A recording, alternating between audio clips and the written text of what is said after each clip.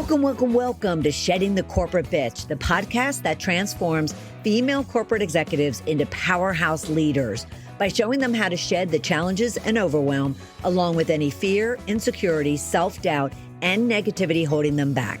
I'm your host, Bernadette of Ball of Fire Coaching, bringing you powerhouse experts each week to share tips, advice, and sometimes tough love that will allow you to create the riches in your work and life you deserve. So let's do this. I am talking with Nicole Greer of Build a Vibrant Culture, all about how organizations need leaders who know how to get lit. Leaders must lead with clarity. Leaders must integrate integrity and transcend the ordinary. She'll help you answer the question, how do I motivate my team? How are you, Nicole? I'm doing fantastic. Thank you so much for having me on your show. It's excited to be on the show.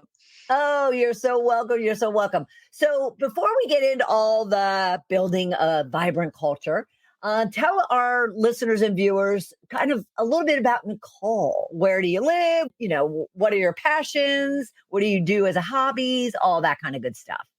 Yeah, it'd be my pleasure. Yeah, so I live in Concord, North Carolina, and I've been a North Carolina girl since birth. I did get kind of drug around the United States a little bit growing up, but that's good. I never met a stranger. That's what came out of that. In terms of business, I started out as a young, eager gal in the restaurant business. Then I got into property management, and then I raised two beautiful children who are functional, tax-paying, mortgage-holding, car-driving people. So I feel like I did a good job there. I'm not paying for this cell phone anymore either, and that's good. So got those. And then in my spare time, I love to travel. I just went up to Blowing Rock, North Carolina. There's a little plug for a great little weekend. Blowing Rock, North Carolina. I got to go up there. It's so fantastic, especially this time of year. Beautiful. And I love to go sailing on Lake Norman. So those are all the things I do for fun. Oh, awesome. That's great. And yes, to get the, kind of kids actually successfully raised and out of the house, a beautiful, beautiful thing. Just absolutely love that. So I love this whole topic and answering this particular question because a lot of leaders do struggle to motivate their team. But tell us a bit about what your philosophy is around building a vibrant culture. What's that all about? Yeah. So here's the thing I know that some people move in the world in a beautiful way, and wherever they go, they shed light on what is possible. They live in a place of probability. They live where they think the glass is half full or overflowing, dare I say that. And I think that is what builds a vibrant culture. So a big thing that people are doing out there is they're trying to change the culture as a entity, like let's change the culture. But really what we do is we change the culture one human at a time. And when we start to have leverage around these people who are positive, outgoing, enthusiastic, excited about what they're doing, that is when we actually have a lit culture and it becomes vibrant. It's just one person at a time. I got to do 1 + 1 + 1 + 1 until I major a group of people, and then I can tilt the rest of the organization that direction. So it's all about getting each human going the right direction, not changing the culture. Right. I love that, Nicole. I love the whole idea of lit. So taking one human at a time. And what does a human who is lit look like? Yeah, I think that's a great question. So that's my little formula for getting your head wrapped around how to be a great leader. So the first thing we need to do individually is lead with clarity. So one of the things I love about a great employee or a great associate is that they know what the job is. They've been onboarded correctly by their organization. There's great clarity about what is expected from them.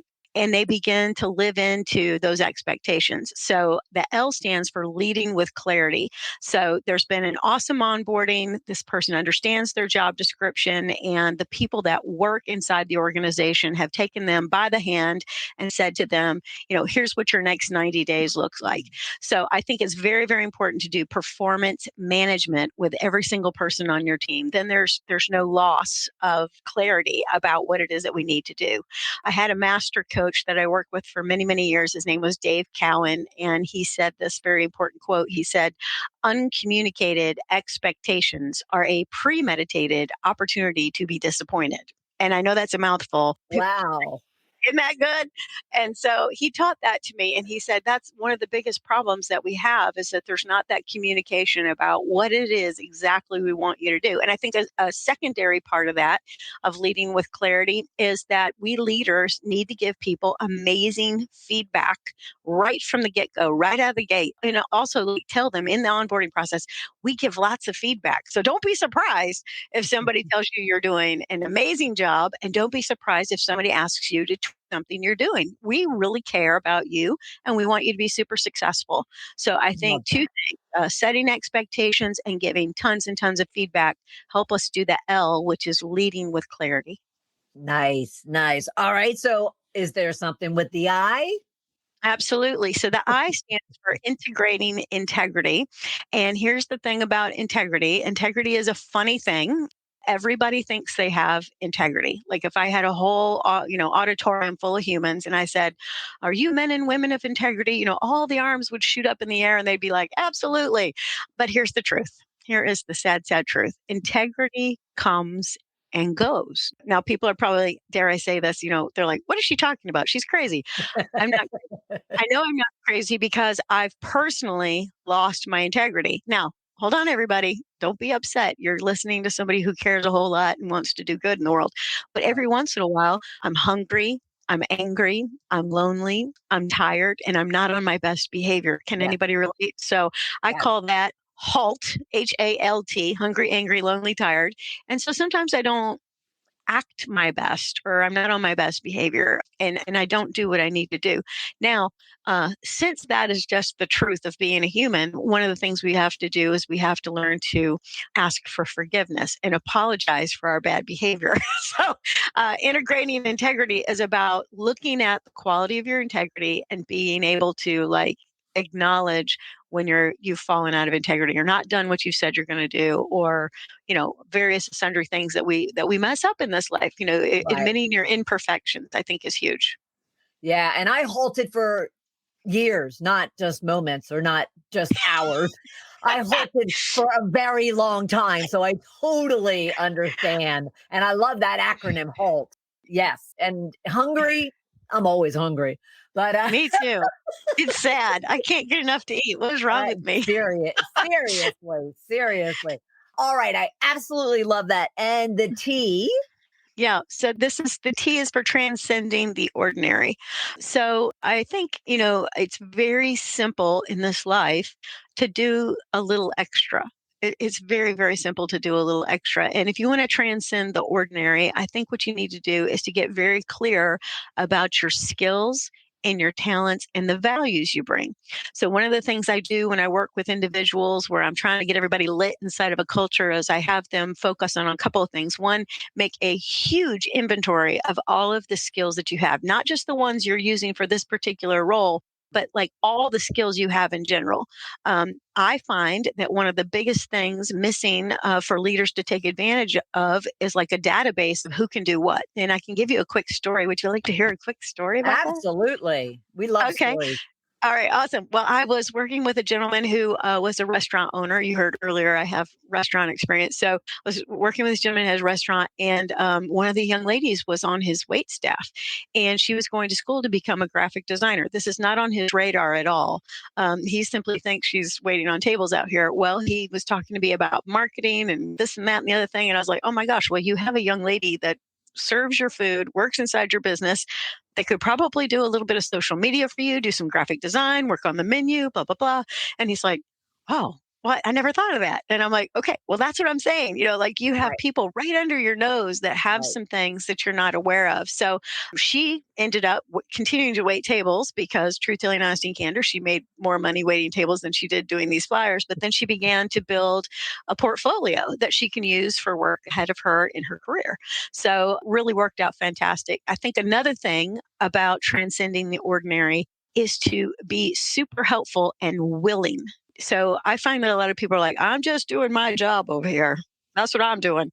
Yeah. Um, But I mean, gosh, there's a lot of things that need to be done inside organizations, and leaders usually are working leaders, meaning that they have an output or some kind of list of things they have to get done in a day.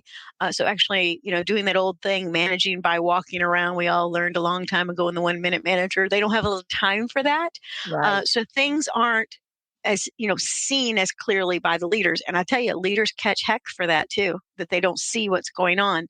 But to transcend the ordinary, one thing you could do is you could bring to the attention of your leaders that there is an opportunity for something to get done and that you in fact would like to help with it, and help that leader take the business where it needs to go. It's only going to benefit all of us if the business is more successful. That's one of Yeah. the big things people miss. Right. Yeah. Wow. Okay. But a bunch of questions are coming up for me. Oh, good. Um, so first, I want to go back to the inventory, and then we're going to come back to your whole conversation just then about transcending the ordinary by seeking out ways that they can contribute. Yeah. So the inventory, and I think that's brilliant, and that was a great story about the waitress who is also a great marketer or working to be, a great marketer. When they look at the inventory, so you have the individual employees of a team, of a company taking this inventory, correct? Yeah, absolutely. Yeah. So they're going to sit down and they're going to do a laundry list, a very long laundry list of everything that they have experience in. One of the things about today's modern employee or modern associate is people are changing jobs way more often than they did like when I was coming up. And, we used to kind of, dare I say this, poo poo that. But really, this gives people a much better perspective on business when they're in Right, all sorts of different places. And because now it is so easy to apply for positions and go out. In fact, one of the things I do in my business is recruiting. People can go online today and apply for 70 jobs if they wanted to, just by right. like a couple of clicks, and then Yeah, it yeah, just goes out.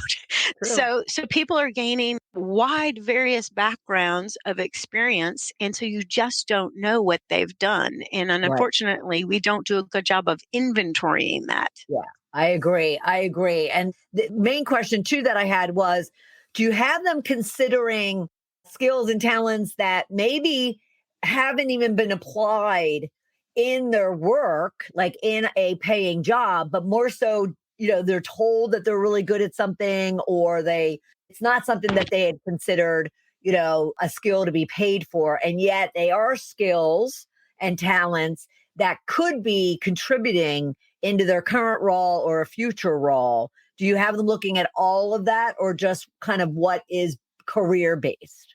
I would say in all of that. So I'll give you another quick story. So I had a young lady that was selling Mary Kay on the side, and she was working inside of the company in a different role. Well, she was one heck of a lipstick salesperson, and she was she's building this little entrepreneurial thing over here with her Mary Kay business, and again, things are right under our noses. So she is selling tons of lipstick and blush and mascara and the dream of having a pink Cadillac and all that to everybody. And she's doing a fantastic job. I mean, and you and I both know that today business needs to be more entrepreneurial than ever. Mhm. So this young gal, she really needed to be, more in a sales role. Right. Really in a sales manager role. And so, having this inventory that, like I have sales skills, I have marketing skills, I have recruiting skills, which were not any of the skills that she had in her normal day job, Right. which was, basically being an administrative assistant. So I think it's any skill set that people have, because again, when we go to promote people from within, I think there's still a lot of like old school thinking. Like we wouldn't take somebody from this department and put them over here. And I'll tell you another quick story. I was working with a company in Denver, North Carolina called Bloom. Their home office is in Austria. And they had a young man that was working on the manufacturing floor. He was trying to just have a job to pay the bills while he was going to school. Graduated with a degree in marketing. And then, what a wonderful thing for a marketing guy to have worked the warehouse floor and the production floor. Right. And then he turns around and he goes into marketing. So I think really making sure also, and it's a lot about messaging, we have to tell people, Yes. let us know what's going on in your head. Let us know what's Right. going on in your school life. Let us know what's going Right. on in your world. And again, Right. that brings us back to the L, leading with clarity, letting people know we need to know what you're up to so we can keep you with us. Yeah, I absolutely, absolutely. I love that. A, lit. L is lead with clarity, integrate integrity, and transcend the ordinary. Did I get it right? Absolutely. You got it. You nailed it. Perfect. Yes. Yes.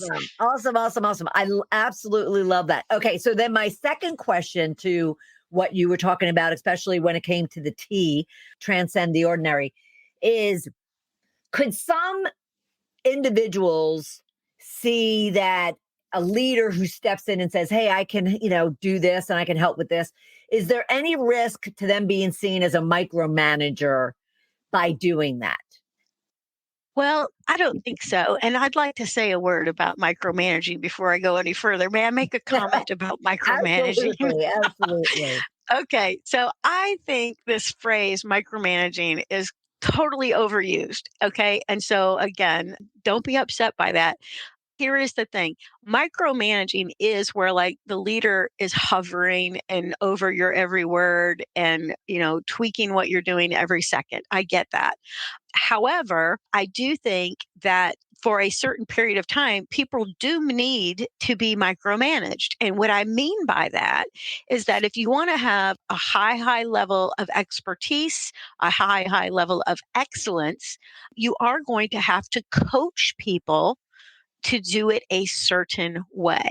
Right. So, for example, like if I was going to go, I'm not going to name a lower level hotel, but I went to a lower level hotel and I was greeted by the person at the counter. They might be like, help you when I walk up. Or I can go to the Ritz Carlton downtown Charlotte. I totally suggest it. You need to eat at the BLT Steakhouse and you need to go to the store Coco on the corner, which is the chocolate shop at the Ritz Carlton in Charlotte, North Carolina. Anyway, so if you walk into the Ritz, here's what they say to you at the Ritz. Good afternoon. It's so nice to see you. May I get your name? I'd love to help. I mean, like, they say Right. this whole spiel, right? Right. So, you and people always brag about the Chick-fil-A, right? Okay, you're a Georgia girl. Everybody's talking about the Chick-fil-A. Well, this whole thing of saying my pleasure, like it's not optional. Right. And so they make sure it's not optional. And I Right. mean, and they have a smile on their face and their name tag on and look great and serve you True. great.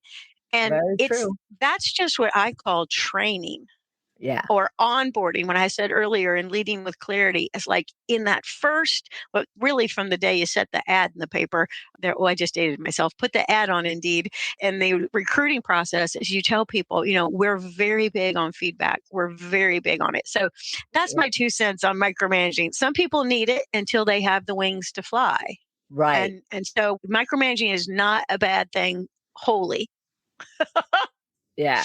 Okay. So you're seeing micromanaging as coaching and training and developing. 100%. Okay. Because I would call that coaching, developing, and training. So when you were talking about lit and you were talking about the T, transcending the ordinary, and you were suggesting that leaders seek out ways that they could, projects or tasks or initiatives that they could be working on. Give us a description of what that might look like. So people don't think the way I did, the way I heard it was, okay, they're going to go and start doing someone's job that should be doing their job. And they're going to start like inserting themselves. And as a leader, you don't want to necessarily, be doing that.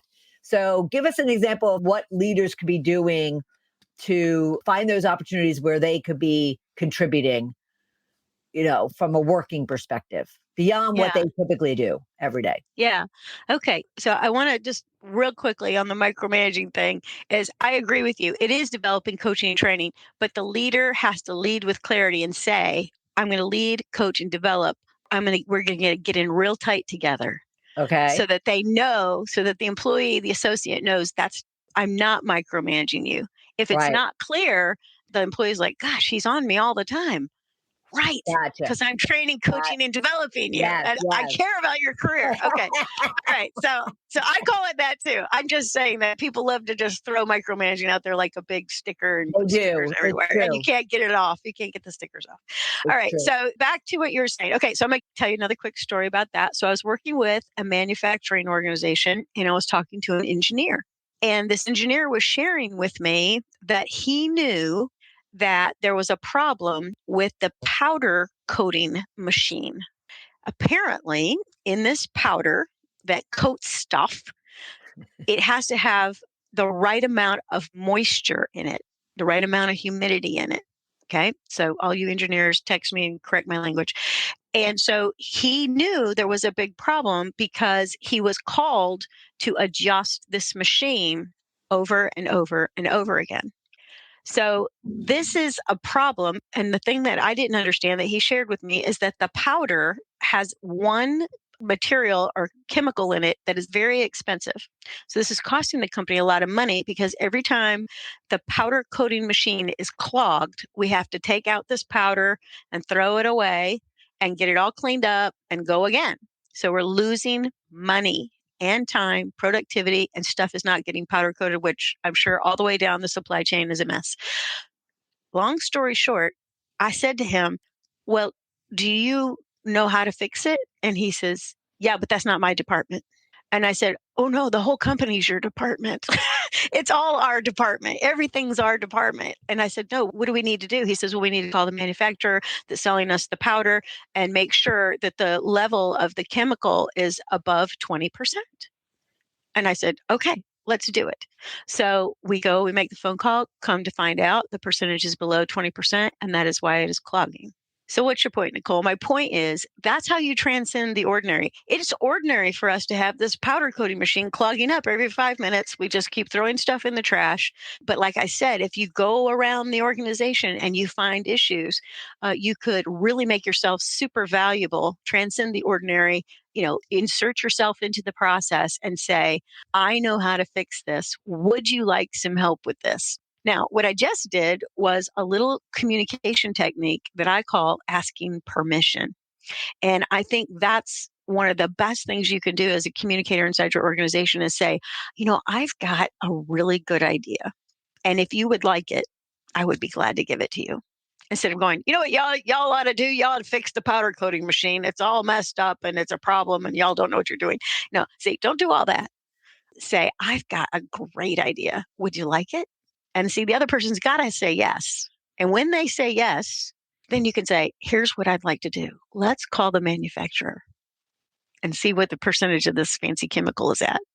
Let's do that first. And then, very, very long story short, second thing they did is they found out that it needed to be transported in an air-conditioned truck, and it was not being transported in an air-conditioned truck because the air-conditioned truck keeps the humidity at the right level. Isn't it interesting, all these things I find out all the places I work?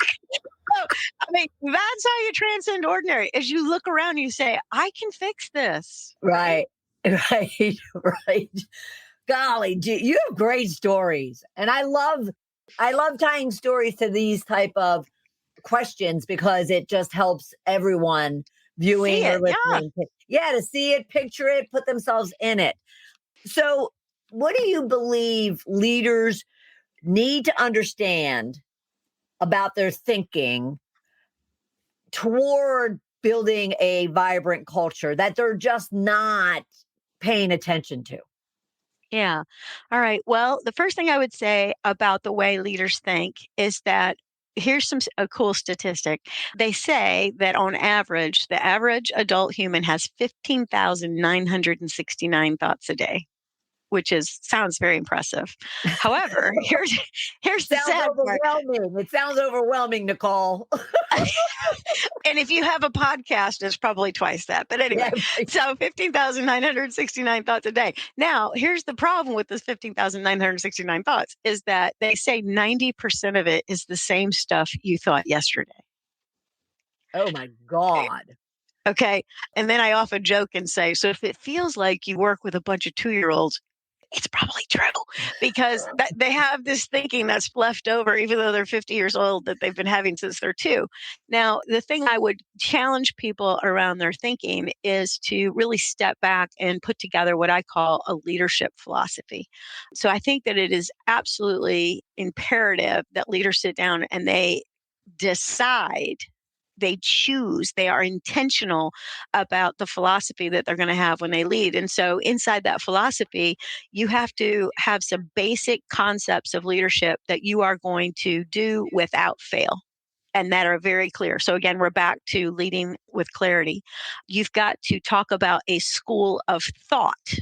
So, this is how we think around here. So oftentimes what I'll do is I'll set up, like I'll be training or something, and I'll say to people, especially leadership classes, I'll say, hey, can we tell people what to believe?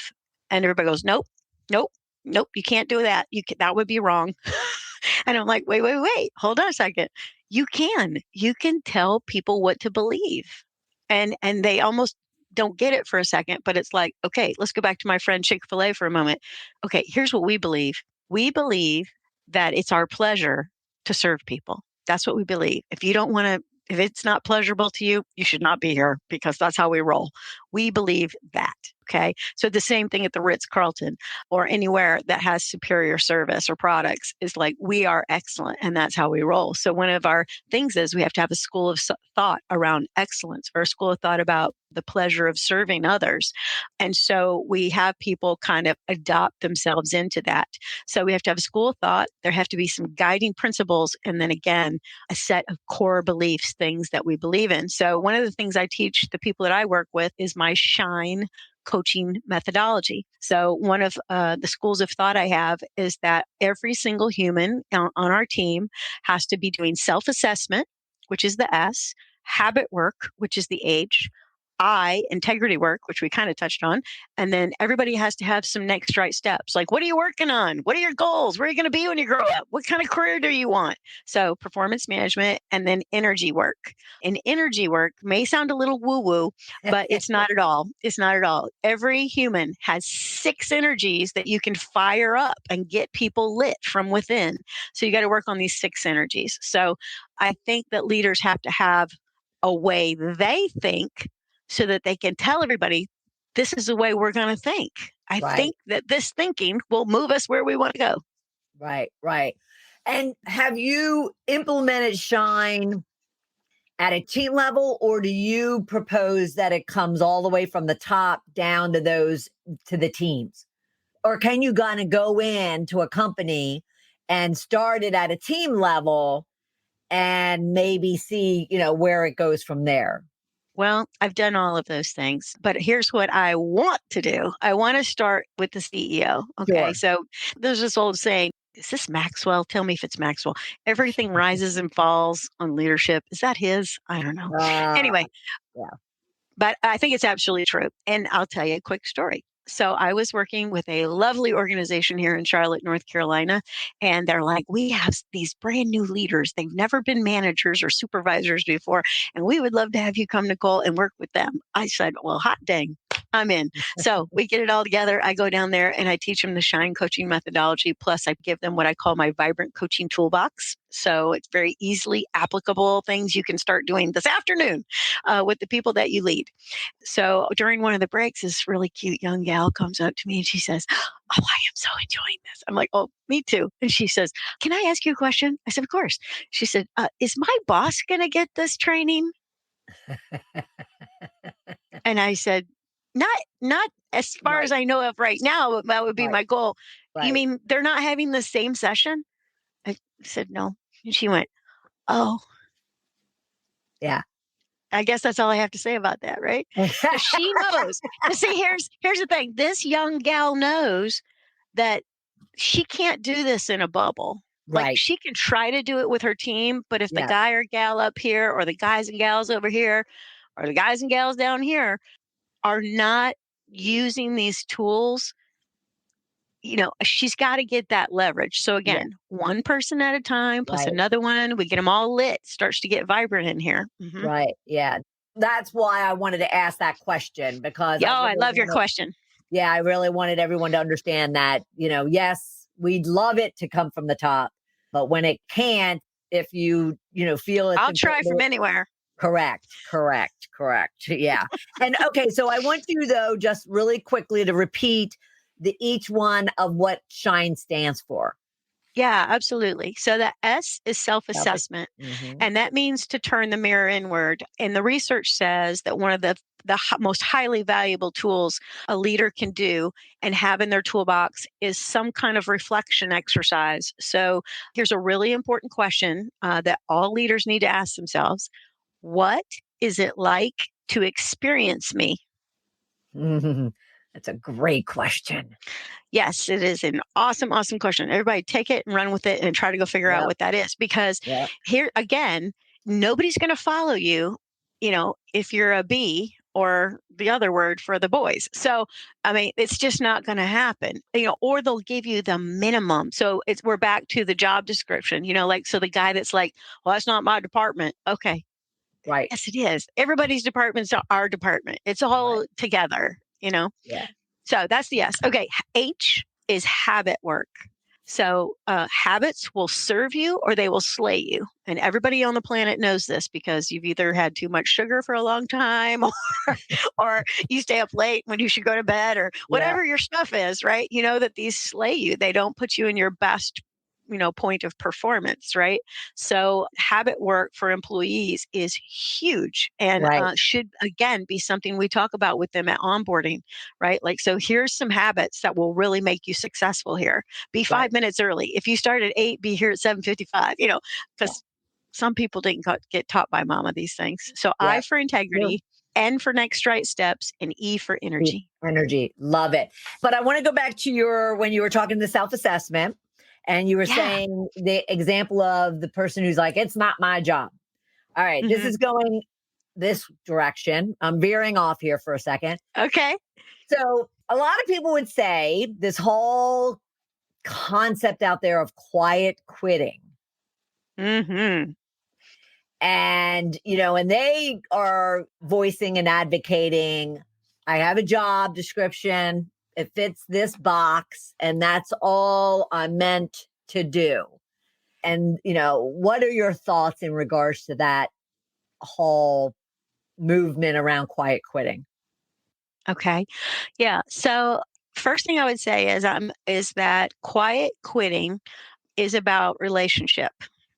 That's the first thing I want to say Okay. because we don't quit our jobs, we quit our managers. So that one's been rolling around out there for a long time. And I think that is very, very, very true. In fact, Right. one of the things I do inside my company is I do recruiting, boutique recruiting for organizations that need help finding somebody special. Mm. So I'm recruiting right now for an internal account manager in a company that makes high end supplements.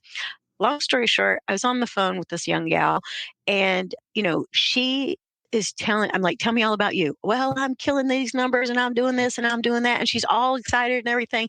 So I just listen into this. I'm like, hot dang, I got a good one on the phone. I'm all getting all excited. I said, well, why are you leaving? Okay. Cause this recruiters, we always ask that, Right. why are you leaving? Sure. Yeah. And she says, well, things have really changed around here since COVID. Before COVID, I saw my boss all the time.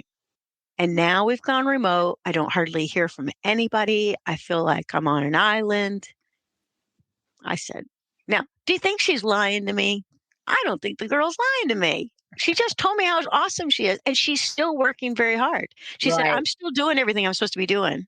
So Right. she's not really quitting, but she's talking to me on the phone. She is quietly quitting. And it's Yeah. because she does not feel the warmth and the love that a vibrant culture would give her. Right. And she said, and things have changed and we should be repairing stuff and we're not. See, it's one of these young, bright gals that knows. She Yes. just knows. Yeah. Yeah. So you're thinking that quiet quitting isn't about the fact that they don't want to transcend the ordinary and do anything extra. It's more so they just want quality and they want relationship and value and contribution in the role that they have. Yeah. And so I think this young gal is totally capable of transcending the ordinary. But again, she's at the house, she's on an Right, island. right. She has no, how do I transcend the ordinary? I don't even know what's going on out here.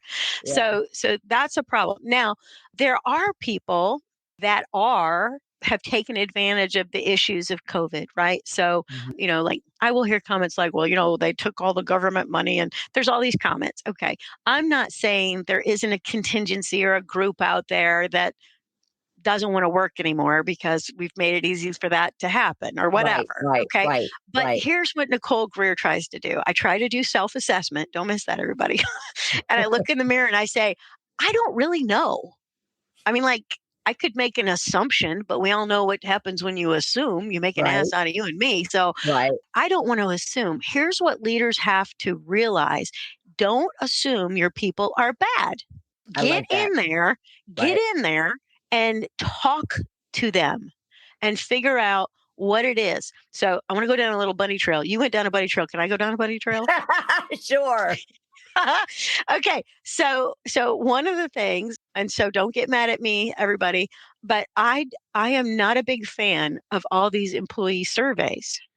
Okay. So this is a big movement out there. I think that the quiet quitting at question mark, I'm curious. I don't know. Everybody hear me? I don't know if quiet quitting and these employee surveys go together, but there's a ton of surveying going on where instead we could actually just go get with our people. Now, I don't know about you, but I've had bosses that I would scrub the floor for them.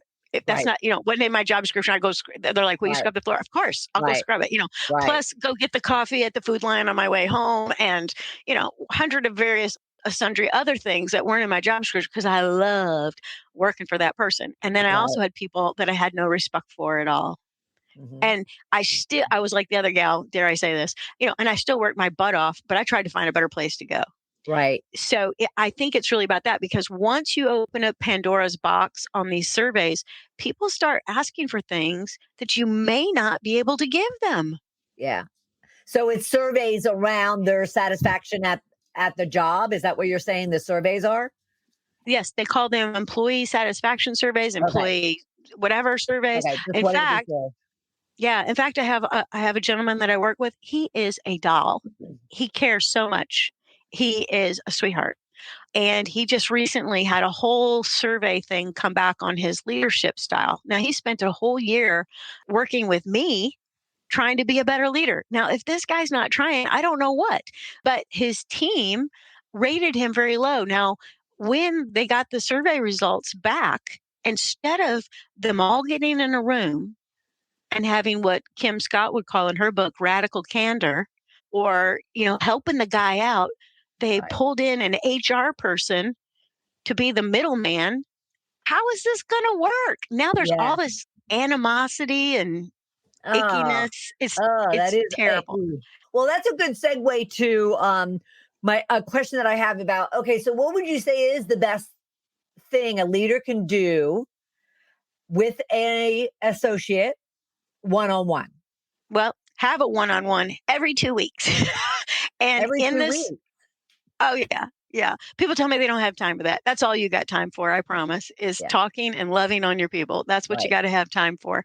It doesn't have to be an hour every time, but it needs to be at least 20 minutes, right? But you get in there and you have a one-on-one with them. It's like, "Well, what do I do in my one-on-one?" You train. Okay, here's we're back to we train, we coach, we Hmm. counsel. Okay, not micromanaging, train, Right. coaching, counseling, developing, I think is what you said. Yep. And we get in there and we say, how was your last 2 weeks? And then I do this thing that I have stolen away from kind of a faith-based area, the thing I call an examen. Okay. And you spell it funny, EXAMINE, examen. And so you pull people apart and you're basically looking at the last 2 weeks, not to get in trouble, but to Right. say, what's working? What made you so Love stinking that. happy these last 2 weeks or this last Love week? that. And they say, "Oh my god, it was so awesome. I was working with this client, blah blah blah, and I felt like a rock star." Oh, why do you think you felt like a rock star? What exactly did you do? People want to tell their stories of Yeah, success with their leader we do. so that the leader knows. they're doing a heck of a job. Now, Right. the flip side is okay, where are you running into trouble so I can help you? Mhm. Okay. So I want to get you resourced. Okay. So how might I resource you? Well, we don't have any money in the budget, but I got an idea. I got a strategy. I got a system. I got some smarts. We can make a phone call, but don't let me let you continue to struggle, Right. or Yeah. Love let's that. figure out, get over the obstacle. So that's what a one-on-one is for, is to help people know that, like, again, like my young gal who I was interviewing today, somebody cares. Yeah. Because sometimes you say that's just the budget. That's what we have to do. But let's put our heads together. What can we Right. figure out? We're two smart business gals. We can make it work. Yeah. And leaders are people, right? I mean, they're They need to people, be right? I mean, that's their core role is people. Um, 100%. yeah, yeah.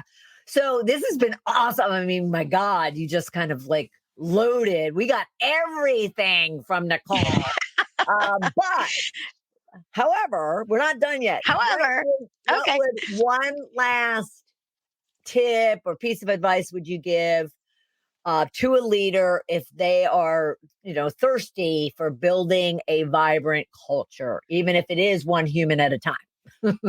Yeah, yeah. So I would say my final tip would be, the concept of emotional intelligence has been out there for a while now. I'm not sure people really get it or they completely understand it. But really, what it is it's using emotions to further business. Mm, And I think that mm, concept is kind of lost on folks. So, I have a free emotional intelligence assessment that I would be glad to give to folks. If they want to go to the website, they can get that, download it, and take it. But, the final tip would be is that, leaders need to set the emotional tone, right? So they need to have enthusiasm, which is an emotion. They have to right, have passion, which is an right, emotion. They have, right, if things are going to hell in a handbasket, they need to get out there and say, things are going to hell in a handbasket. Help me, help me, help me.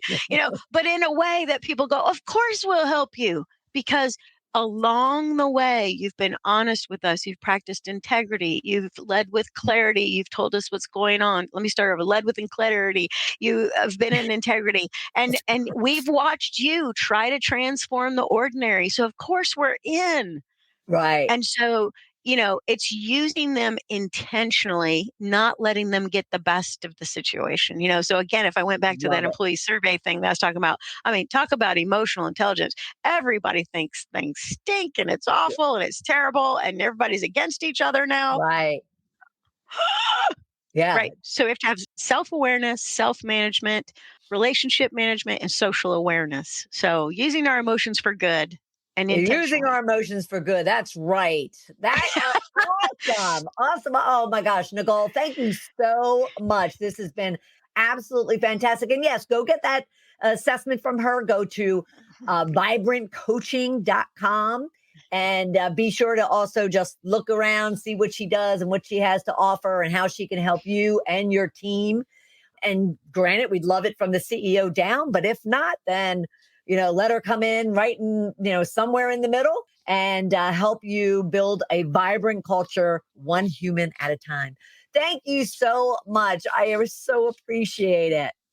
Yeah, it's been my direct pleasure. Thank you so much for having me. Oh, you're so welcome. You're so welcome. Now, that was a powerhouse conversation with Nicole, wouldn't you say? What did you take away from how you can build a vibrant culture and create leaders who know how to get lit so that everyone in your organization shines? What questions do you have about what it takes to create powerhouse leaders in your organization? Book a call with me at coachmebernadette.com/discovery call, and let's transform you into a powerhouse leader. And visit sheddingthecorporatebitch.com and leave your comments, or leave us a review on Apple Podcast or YouTube so other powerhouse women just like you can find the show. Thanks for joining me this week. Be sure to check out all of the shows at sheddingthecorporatebitch.com. See you next time.